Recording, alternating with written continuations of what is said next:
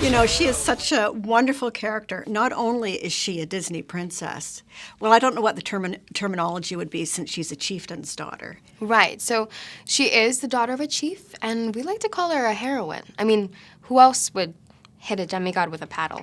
You gotta be pretty much the hero to do that. No kidding. She sets out on this incredible wooden conveyance with her parrot and occasionally Maui. Yeah, exactly. to complete a quest to save her village. And she goes in secrecy. Wow. She's incredible.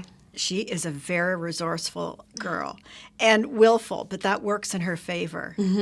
So now tell me a little bit about voicing, for instance, exciting emotional times and doing that when you're not actually, there's nothing really around you.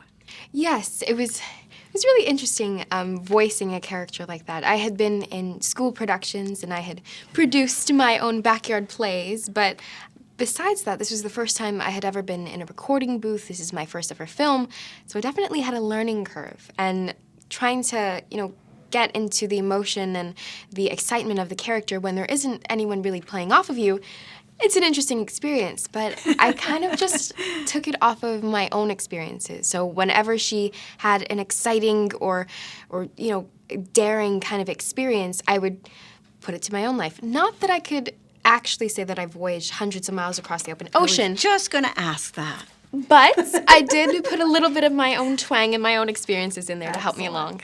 And I understand, not only is this your first film, but I understand that you were the last girl auditioned. Yeah. Wow. It's pretty incredible.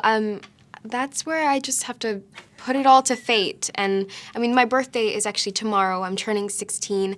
Our film comes out the day after tomorrow, MOANA 16 in our film. It's really amazing. You should run for office. The way things work out. Dwayne Johnson, he's come through here a few times. He is the most wonderful guy. So did you meet him before at all?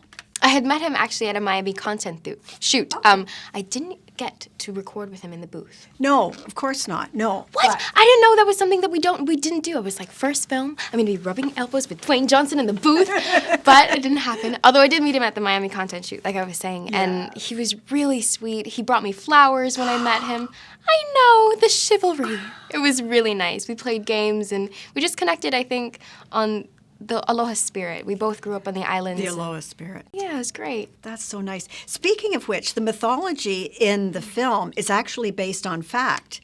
And were you aware of any of these stories, these heritage stories? I was, actually. The mythology of Maui spans across the Pacific, and it's wonderful because I've grown up with those stories. I mean, they were literally my bedtime stories, and so it was wonderful to be able to exactly seeing that on screen and having this mighty demigod that I've always, thought about in my mind, and my friends and family have as well. It's really incredible to see him on screen. And also, she looks like you. And that's something that Disney does that I just adore.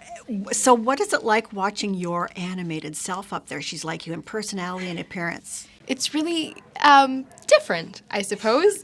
She was actually fully developed before I even stepped foot into this film. So the fact that she looks like me is just kind of weird. Really? Cool. Yes, 100% true. I'm not making it up.